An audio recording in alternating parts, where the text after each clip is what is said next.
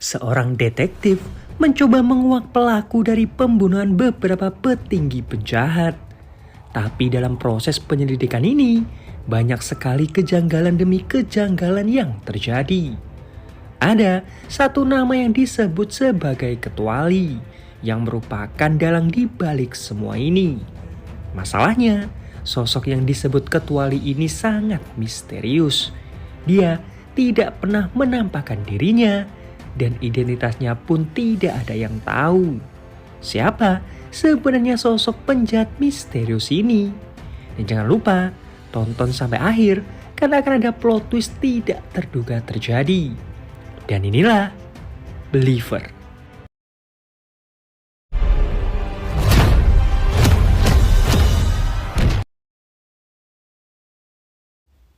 Di siang itu, seorang pria bernama Detektif Won mengendarai mobilnya melintasi salju.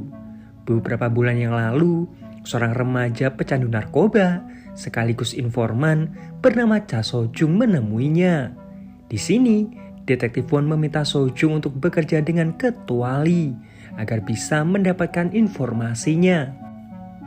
Ketuali sendiri merupakan gembong narkoba terbesar se-Asia. Sementara Detektif Won merupakan ketua tim narkotika yang ingin menangkap ketuali. Won berjanji bahwa ini akan jadi misi terakhirnya Sojung. Sojung yang sempat ragu akhirnya jadi mau melakukan hal itu. Malam harinya, Won menunggu kedatangan Sojung. Karena tak kunjung datang, Detektif Won bingung sekaligus bertanya-tanya di mana keberadaan Sojung. Tiba-tiba, Sojung mengirimkan sebuah pesan gambar. Won langsung menuju ke sebuah tempat parkir, mencoba terus menghubungi Sojung sampai dia melihat Sojung yang sudah tak berdaya. Darah di mana-mana, jadi Won membawanya ke rumah sakit. Sojung yang dalam keadaan kritis menggambarkan sebuah angka 8. Won menanyakan apa maksud dari angka 8 itu, tapi Sojung keburu tewas. Won lalu melaporkan semua ini ke atasannya. Atasannya ini marah karena Won mempekerjakan anak di bawah umur untuk membantunya menyelidiki ketuali. Nah, di sini diketahui bahwa Won ini sudah bertahun-tahun menyelidiki ketuali. Tapi sampai detik ini, dia belum tahu wajah dan siapa ketuali sebenarnya. Won bersikeras bahwa dia akan menangkap ketuali dan membongkar semuanya.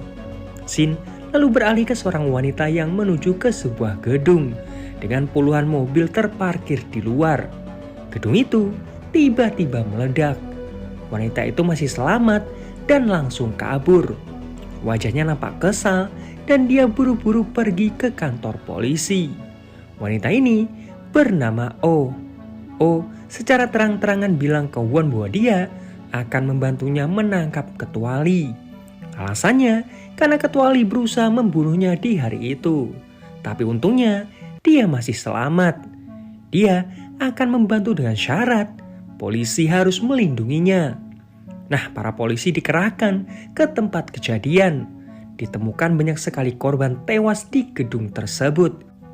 Semua korbannya rata-rata petinggi nyali. Ketuali ini berencana akan memasarkan narkobanya ke Cina. Nah, alasannya membunuh para petingginya agar dia bisa menguasai semua pasar narkoba tersebut. Oh sendiri juga belum pernah bertemu dengan ketuali, karena ketuali selalu bekerja di belakang layar. Tapi dia tahu nama asli dari Lee. Tapi Oh enggan memberitahunya terlebih dahulu. Dia ingin beristirahat sebelum bekerja sama dengan polisi. Nah, di tempat berbeda, ditemukan satu orang yang selamat. Diketahui bahwa pria itu bernama So Yong Rak. Ditemukan juga satu anjing yang selamat meskipun terluka parah. Kembali ke Oh yang santai menikmati makanannya. Won sendiri masih berdebat dengan rekannya terkait apakah kesaksian Oh ini bisa dipercaya. Karena ada rumor yang mengatakan bahwa ketuali sendiri sudah tewas. Tiba-tiba Oh merasakan sakit di dadanya. Sesaat kemudian dia pun tewas. Polisi curiga tentang obat diabetes yang dikonsumsi Oh sebelumnya. Nah, sopirnya lah yang membawakan obat tersebut. Jadi kini sopirnya dicurigai. Di rumah sakit, Yongrak ternyata sudah sadar dan kabur. Won melihat CCTV rumah sakit dan menemukan keberadaan Yongrak di kamar mayat sedang melihat jasad ibunya. Yongrak pun diinterogasi. Won menanyakan apakah Rak tahu tentang ketuali, tapi Rak tetap diam menutup mulutnya. Rak malah menanyakan keadaan anjingnya. Won pun bilang bahwa anjing itu masih selamat meskipun terluka parah. Rak dibawa untuk melihat keadaan anjingnya. Dia lalu bertanya, apakah ini semua perbuatan ketuali? Won bilang, mungkin saja jika melihat jejak kejahatannya ketuali. Dari situlah Rak ini bersedia membantu polisi menangkap ketuali. Dia ingin membalas kematian ibu dan juga anjingnya yang terluka. Rak memberikan kesaksian bahwa banyak sekali orang yang mengaku sebagai ketuali di organisasi tersebut. Hal itu membuat mereka ini saling berkelahi. Nah, Won berpikir mungkin itu alasan ketuali membunuh mereka semua. Polisi lalu menunjukkan 2 HP milik Rak, yang dimana salah satunya digunakan untuk menghubungi pembeli dari Cina. Nah, klien dari Cina ini memberikan syarat bahwa dia harus bertemu langsung dengan ketuali jika ingin berbisnis. Klien dari Cina ini punya bahan baku terbaik. Rencananya, pihak ketuali yang akan membuatkan narkobanya dengan bahan tersebut dan menjualnya kembali ke klien dari Cina. Nah, seharusnya di hari itu Rak ini masih berada di Cina, tapi tanpa pemberitahuan ke atasannya, dia justru kembali ke Korea dan tidak sengaja terkena ledakan.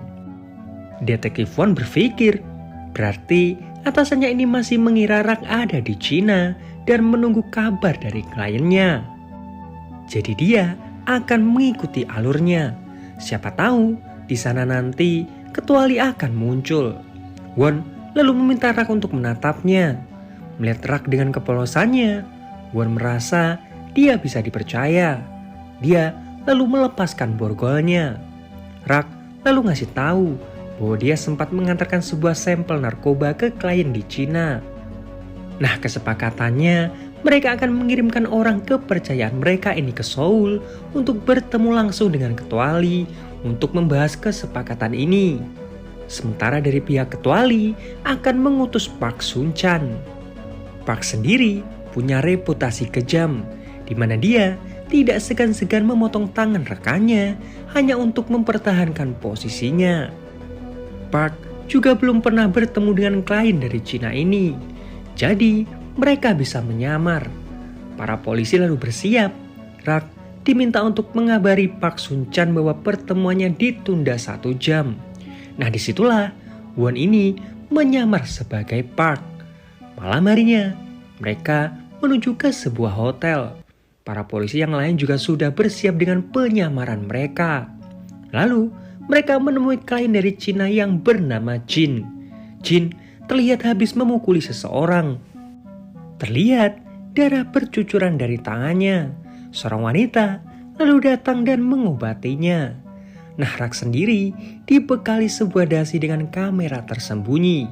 Jin mendekati mereka dan menanyakan apakah Won ini adalah ketuali. Won menjawab bahwa dia adalah Park Sun-chan. Jin pun kesal karena dia di sini ingin membuat kesepakatan langsung dengan ketuali. Jin cerita dia habis mengajar anak buahnya karena dia sangat kesal, membuat Won terdiam ketakutan. Tiba-tiba anak buahnya Jin datang, meminta foto dari Rak karena merasa dia mirip artis. Suasana pun jadi lebih santai, tapi anak buahnya Jin memberikan sebuah dasi baru ke Rak karena merasa dasi yang Rak pakai ini tidak pas. Rak sendiri bingung, dia harus bagaimana.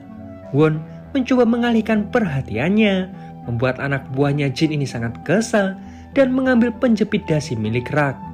Mereka semua terdiam, takut ketahuan. Tapi untungnya wanita itu bilang bahwa barang ini palsu. Wanita itu terlihat menggila, lalu memasukkan penjepit dasi itu ke minumannya. membuat polisi tidak bisa melihat apapun. Won lalu menghidupkan alat penyadap di jamnya, membuat polisi mendengar percakapan mereka. Jin yang tampak kesal bilang dia bisa saja membunuh mereka berdua sekarang. Won lalu bilang di pertemuan berikutnya dia berjanji Ketua Lee akan datang. Won lalu mengeluarkan sampel narkoba baru bernama Leica. Jin lalu mencobanya bersama wanitanya. Dia terlihat menggila dan menodongkan pistolnya ke Won. Dia lalu bilang akan mengirimkan bahan bakunya ke mereka, yang artinya kesepakatan berhasil. Mereka lalu pergi, bersiap menyamar menjadi Jin karena Park akan datang. Semua set dengan cepat dipersiapkan. Park datang dan Rak menemaninya. Tapi ada salah satu polisi yang belum selesai memasang kamera. Dia pun panik karena Park sudah ada di depan pintu. Won juga panik, tapi dia langsung memukul polisi itu dan memintanya pergi. Nah, scene ini sama persis seperti Jin tadi. Won sangat mendalami perannya sebagai Jin, membuat Park ini jadi sangat segan ke Won. Won lalu menanyakan apakah Park ini Ketua Lee. Won lalu marah sama seperti Jin. Park berjanji setelah mereka bekerja sama, maka dia pasti akan mendatangkan Ketua Lee di pertemuan berikutnya. Rak lalu mengeluarkan sampel Leica yang palsu yang sudah mereka persiapkan. Nah, Park sendiri bilang bahwa sampel yang dibawa Rak ini kok agak keruh. Park ingin mencobanya, tapi untungnya polisi wanita segera menjatuhkan gelas berisi air. Park lalu memberikan sampel Leica dan dia menunjukkan sebuah sampel berwarna biru yang Park bilang bahwa sampel inilah yang akan dipasarkan ke Cina. Rak berusaha menghentikannya, tapi Won segera berakting dan bilang akan mencobanya. Saat Won mencobanya, dia langsung mengamuk dan menodongkan senjatanya ke Park. Dia lalu pergi sambil bilang dia akan mengirimkan bahan bakunya. Won berusaha menahan efeknya, tapi dia malah kejang-kejang. Para polisi segera merendamnya ke dalam air es. Won berhalusinasi bertemu dengan Sojung. Rak lalu mengangkatnya dari air. Dia lalu menyuntikkan obat ke Won. Won akhirnya sadar, tapi dia langsung marah ke Rak karena tadi dia memprovokasi Park. Rak lalu bilang bahwa Won tidak akan bisa melanjutkan penyelidikan kasus ini tanpa dia. Esok harinya, bahan baku dari Cina datang. Rak membawa bahan itu ke pabrik garam, karena pabrik narkoba sebelumnya sudah terbakar. Nah, di sana ada dua juru racik yang bisu, di mana mereka hanya berbicara dengan Rak dan tidak terikat di organisasi. Jadi Won memutuskan untuk memanggil seorang ahli bahasa isyarat. Para polisi memantau mereka dari kamera tersembunyi di dasinya Rak. Rak sendiri di sini sangat disambut dengan baik. Malam harinya, Rak cerita bahwa ibunya tewas dalam ledakan pabrik. Karena di sana banyak sekali polisi, dia belum sempat mengadakan acara pemakaman. Mereka lalu mempersiapkan upacara pemakaman untuk ibunya Rak. Setelahnya, dua peracik ini mengkonsumsi narkoboy, lalu membuat mereka mulai meracik Leica. 30 jam berlalu dan mereka berdua tidak berhenti meracik. Anak buahnya Won memberikan sebuah info tentang masa lalunya Rak. Rak lalu dihubungi. Won meminta Rak untuk menjelaskan siapa yang ada di foto itu, karena anak ibunya tidak terlihat seperti Rak. Di sini, Won mulai mencurigai Rak. Rak lalu meminta sebuah rokok dan mulai bercerita. Waktu kecil, Rak ini ditemukan di sebuah kontainer pisang yang dikirim dari Hong Kong. Mereka yang menemukannya pun memutuskan untuk merawat Rak. Nah, mereka juga punya anak laki-laki yang seumuran Rak tapi sudah meninggal. Mereka tidak melapor ke pemerintah dan memutuskan menganggap Rak ini sebagai anaknya yang sudah meninggal. Jadi, nama Soyung Rak ini adalah nama anak mereka yang sudah meninggal. Tiba-tiba, 3 mobil datang ke sana. Rak diminta untuk kembali ke sana, sementara Won terus mengawasi. Park keluar dari mobil. Tapi ada satu sosok misterius di mobil satunya yang polisi belum mengetahui identitasnya. Park mendekati Rak dan bilang bahwa Direktur Brian ada di luar. Seseorang bernama Direktur Brian lalu keluar dari mobil. Rak diminta untuk hormat ke dia. Polisi bingung siapa sebenarnya Brian ini, karena dia tidak ada di data para petinggi nyali. Brian mendekati Rak dan memberikan sebuah surat dari Ketua Lee. Rak lalu bertanya apakah Ketua Lee ini mengenalinya. Brian tidak menjawab dan masuk ke mobil. Park lalu mengajar Rak karena dia tidak sopan dengan Brian. Brian meminta Park untuk menyingkirkan Rak. Sementara anak buahnya Won menemukan siapa itu Brian. Nama aslinya adalah Lee In-moo yang merupakan CEO perusahaan pengiriman luar negeri. Won lalu melihat foto Brian dan dia teringat gambar yang ditulis oleh Sojung waktu itu. Sementara itu, Park menelpon Brian dan memohon agar Rak diberikan kesempatan sekali lagi, karena Rak dibutuhkan di kesepakatan ini. Brian marah dan dia menolak. Dia masuk ke mobilnya Park dan menghajarnya. Esok harinya, produk itu pun sudah jadi. Rak berterima kasih ke kedua orang ini dan pergi. Sementara Won meminta anak buahnya bersiap dengan rencananya. Rak menunjukkan hasil produknya. Anak buahnya Won masih tidak percaya karena bahannya ada 1 truk, tapi hasilnya cuma segini. Rak lalu bilang, meskipun kecil, tapi nilainya 18 juta dolar. Anak buahnya Jin lalu datang dan menutup wajah mereka. Mereka lalu dibawa menemui Jin. Jin menanyakan apakah orang yang mereka bawa ini adalah Ketua Lee. Won menjawab bukan, dan Jin langsung menembaknya. Jin lalu menunjukkan tanda pengenal milik Won dan bilang bahwa Won ini seorang polisi yang menyamar. Jin lalu menodongkan senjatanya. Sementara itu, anak buahnya Won bingung karena truk yang dibawa Rak tadi kembali ke tempat 2 rekannya Rak yang bisu. Beberapa orang lalu keluar dari truk itu dan membawa senjata. Kembali ke Won yang mencoba menjelaskan segalanya. Nah, dia lalu menyerang anak buahnya Jin dan merebut senjatanya. Won langsung menembaki Jin dan anak buahnya. Jin terpojok, lalu Won mendekati rekannya yang tertembak tadi. Untungnya, dia memakai rompi anti peluru. Makanya, dia masih selamat. Jin lalu mulai mengorbankan satu persatu anak buahnya agar dia bisa kabur. Sementara itu, 2 orang polisi segera berlari menuju gudang produksi. Begitu mereka masuk, mereka sudah melihat banyak sekali jasad. Ternyata rekannya Rak yang bisu ini yang sudah membunuh mereka. Mereka berdua lalu kabur dari sana. Ternyata bom juga sudah dipasang di gudang itu dan meledak. Sementara itu, Detektif Won bertarung dengan Jin. Keadaan berbalik. Detektif Won terus dihajar oleh Jin. Tiba-tiba, Rak datang dan langsung menembak Jin. Mereka berdua lalu pergi mengambil Leica itu dari tangan anak buahnya Jin.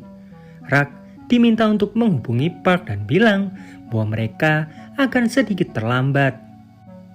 Nah, ketika Rak membuka HP-nya, ada 24 panggilan tidak diangkat. Rekannya Won juga mendapatkan laporan bahwa semua anggotanya yang menjaga pabrik sudah tewas terkena ledakan bom. Mobil itu pun langsung berhenti. Won sangat marah ke Rak. Rak dulu pernah bilang bahwa rekan-rekannya di pabrik tidak memiliki senjata apapun. Tapi Rak malah beralasan mungkin senjata itu mereka gunakan untuk berjaga-jaga. Rak sendiri juga masih bingung apa yang sebenarnya terjadi.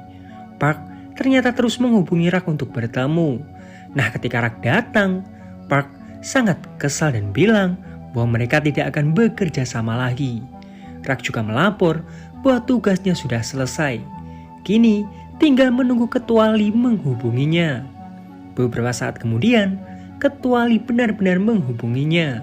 Ketika dicek, pengirimnya dari sebuah stasiun. Detektif Won mencoba mendekati Rak, tapi dihentikan oleh rekannya. Rekannya bilang untuk tidak lagi mempercayai Rak, karena dirinya lah banyak polisi yang sudah tewas. Tapi Detektif Won bersikeras. Dia lalu masuk dan menghajar Rak.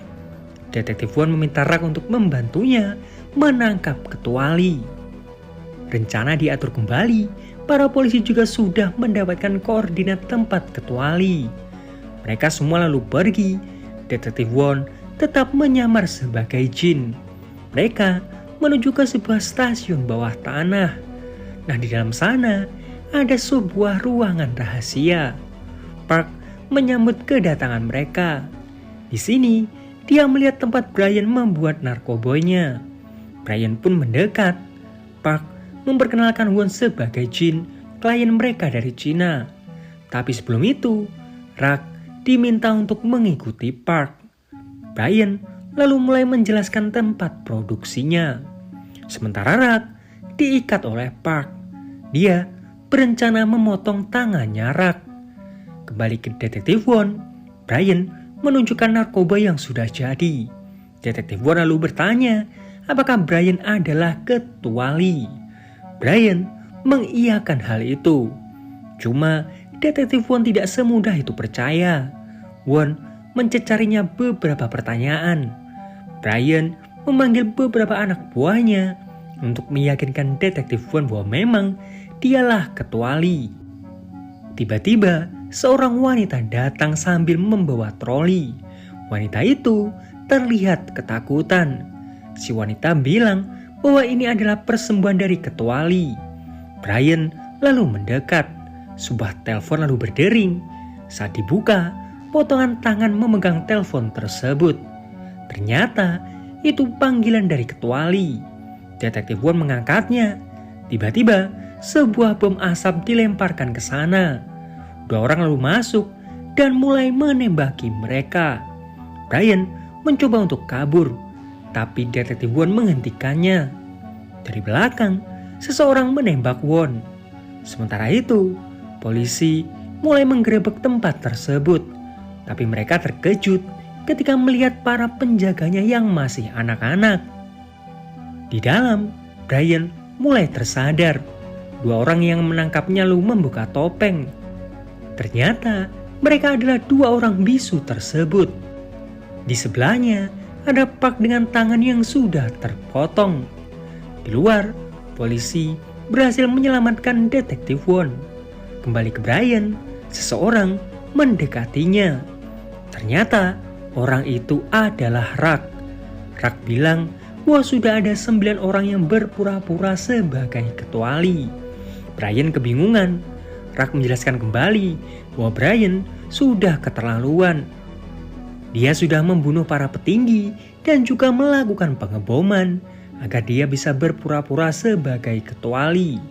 Brian baru sadar bahwa orang yang ada di hadapannya adalah ketuali yang asli. Rak bilang bahwa dia bisa memaafkan ketika Brian membunuh para petinggi. Tapi membunuh ibu dan melukai adiknya adalah sesuatu yang berbeda.